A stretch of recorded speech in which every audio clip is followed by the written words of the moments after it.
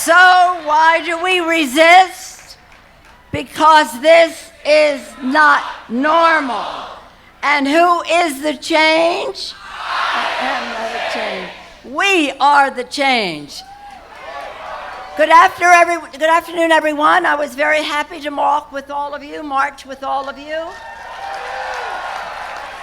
did not march in these heels, but I could have. I didn't know it was going to be so easy. What a morning. We have to remember that with our hearts and souls, we started this march at the program with the mayor and others. We talked about those who lost their lives, the 49 at Pulse. Our heart breaks for them. But every step that we took today in that march, and every step we take forward to end discrimination in our country, is a patriotic act. We end discrimination, we improve equality, we make America more American. I'm proud to stand here as the leader of the House Democratic Caucus, which is over 50% women, minorities, and LGBT community members. And some of them are right here joining Adam Schiff, your representative, Auntie Maxine. I want to call to the stage and forefront Mark Takano, Nanette Barragan, a freshman member of Congress, and Judy Chu, the chair of the Asian Pacific Caucus.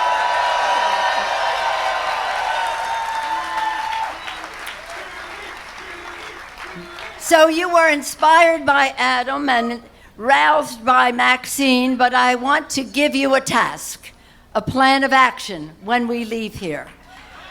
And that is, Mark Takano is part of our LGBT task force in the Congress, along with Jared Polis, Sean Patrick Maloney, David Cicilline, Mark Pecan, Kristen Sinema, and in the Senate, Tammy Baldwin. And they have taken the leadership, David Cicilline, the lead author, of putting together the Equality Act. If you don't know about the Equality Act, listen up for a moment. I see this, I'm wearing it, I see the flags.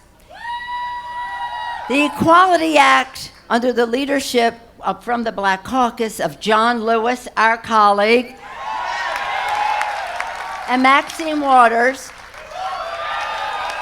the Congressional Black Caucus has agreed to support legislation that will open up the Civil Rights Act, which is a very serious matter, and injecting into it all the anti-discrimination and all the protections for the LGBT community.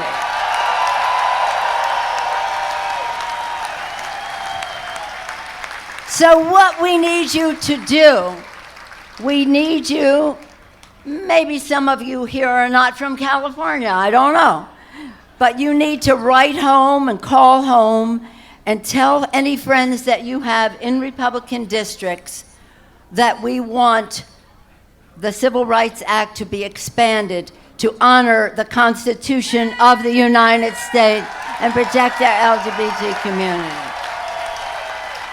As we have overwhelming support in our caucus. We need some Republicans.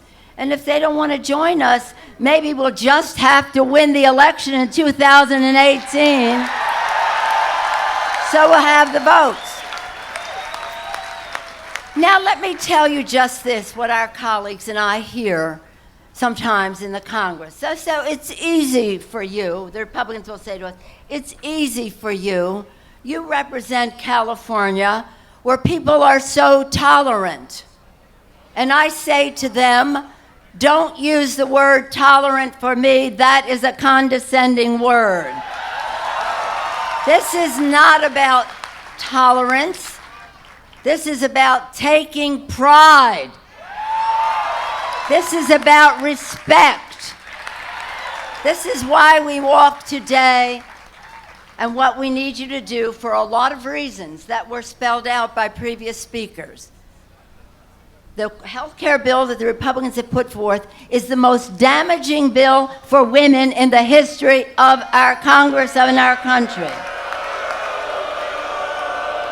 So they've gone to such lengths, and we've marched, we shout, we sing, we dance, but we all must vote.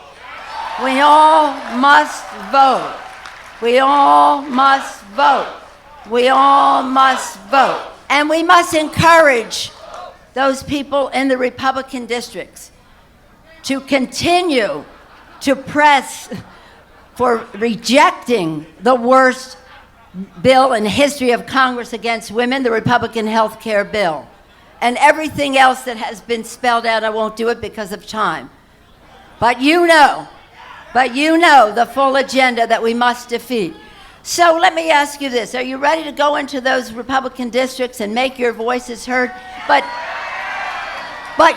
they must hear from their own constituents. My colleagues will agree. Nothing is more eloquent to a member of Congress than the voice of his or her own constituents. So tell a friend.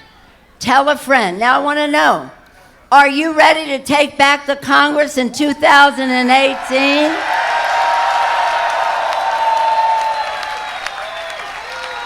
Are you ready to hold President Trump and Paul Ryan accountable for their actions? Are you? You know what our motto is? We don't agonize, we organize. So, why do we resist? Because this is not normal. And who is the change? I am the change. Onward to victory. Let's take pride.